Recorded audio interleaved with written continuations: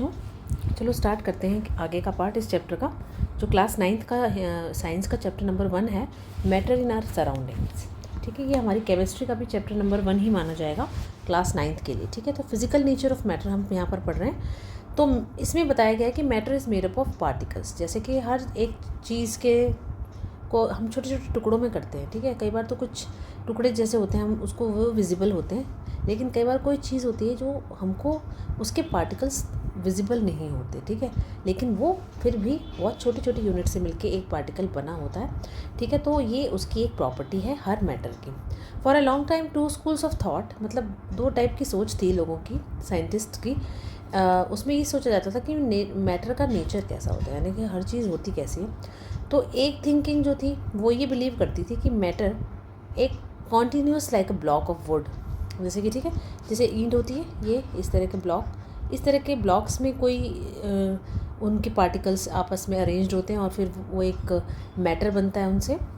लेकिन जो दूसरा एक थॉट था उसमें ये समझा जाता था कि पार्टिकल्स एक छोटे छोटे दानों जैसे चीज़ों से मिलकर कोई मैटर बनता है। ठीक है, तो अब हम एक एक्टिविटी करते हैं जिससे हमें पता चल जाएगा कि मैटर का नेचर क्या होता है। क्या ये ऐसे कॉन्टीन्यूअस रहता है या इस तरीके से रहता है। ठीक है, दोनों में से कौन सी चीज़ ट्रू है।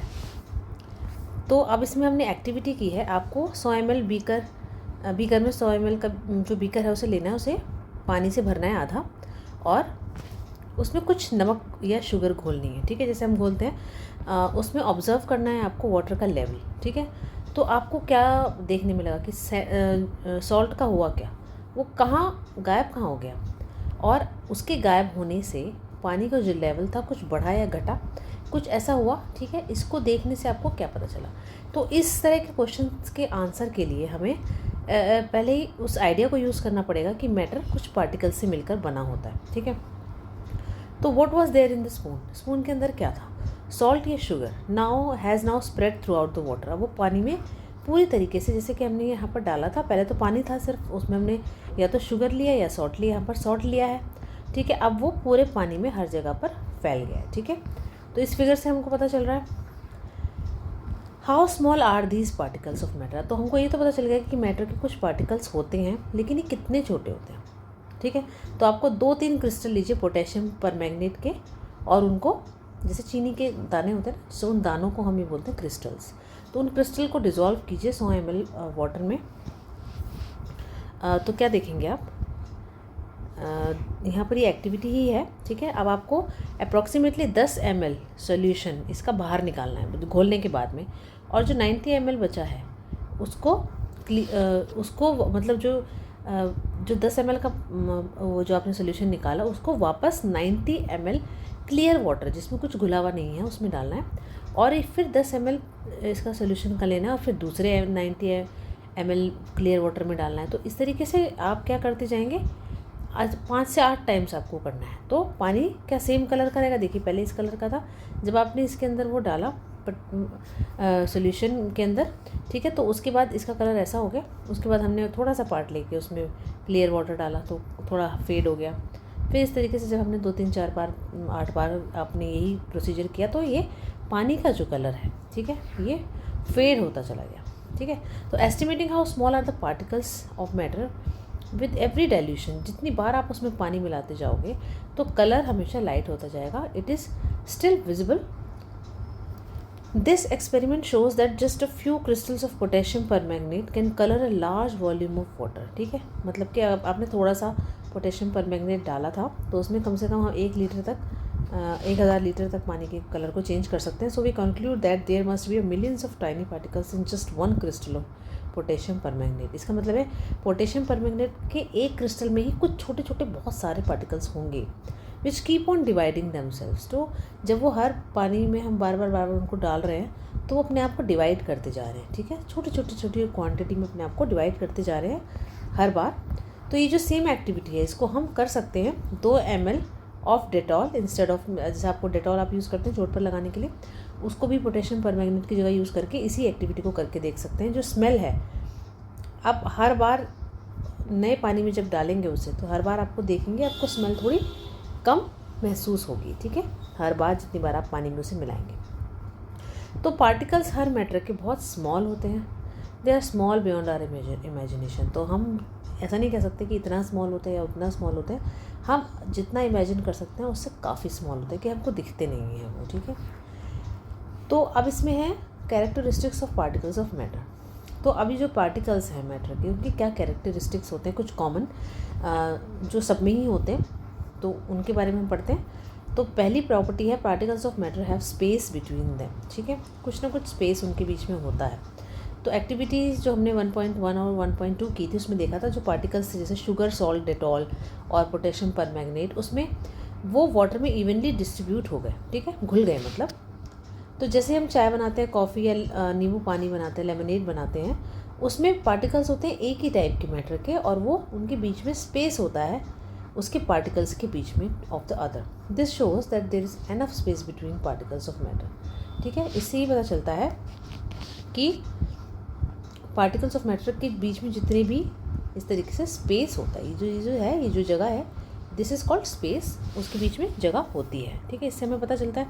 दूसरी प्रॉपर्टी क्या है, particles of matter are continuously moving, वो आपस में मूवमेंट करते रहते हैं, ठीक है।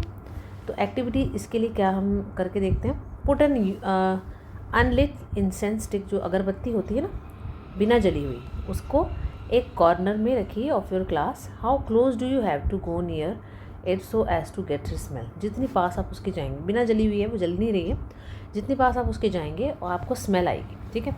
Now light the incense stick, अब आप उसको जला दीजिए।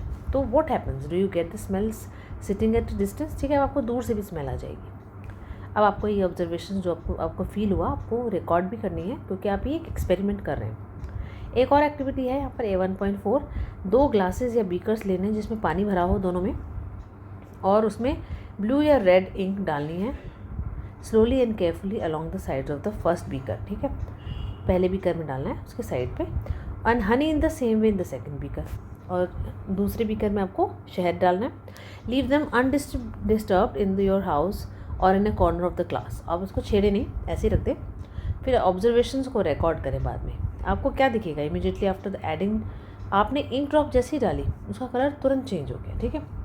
और हनी जब डाला तो ऐसा कुछ नहीं हुआ। How many hours to take to the colour of the ink to spread evenly throughout the water, ठीक है। आपने तो किनारे पे डाला था ना, ये जो बीकर था आपने किनारे पे इंक डाली थी, तो सारे में पूरा इक्वली कलर्ड होने में कितना टाइम लग गया, ठीक है।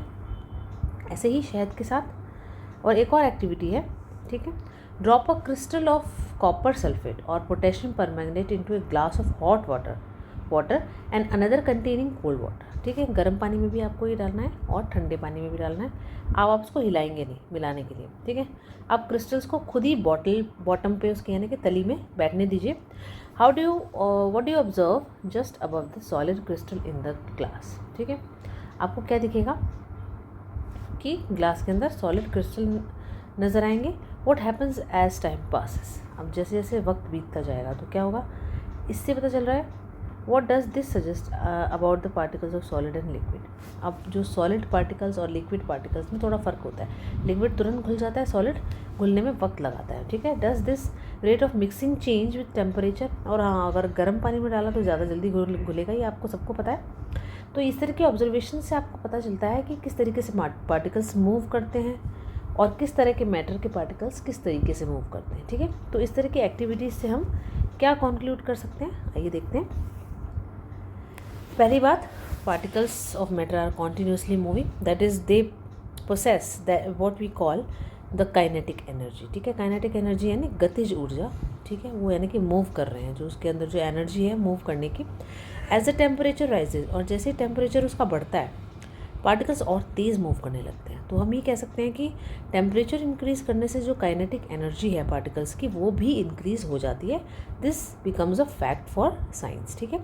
इन द अबव 3 एक्टिविटीज़, जो हमने पहले की अभी 3 एक्टिविटीज़ देखी, उनमें हमने ये भी देखा था कि जो पार्टिकल्स ऑफ मैटर है वो आपस में इंटरमिक्स हो जाते हैं अपने आप ही एक दूसरे के साथ। तो ऐसा क्यों होता है, क्योंकि उनके बीच में स्पेस होता है। जब स्पेस होता है तो स्पेस को भरने के लिए दूसरे मैटर के पार्टिकल्स उसकी जगह लेने की कोशिश करते हैं, ठीक है।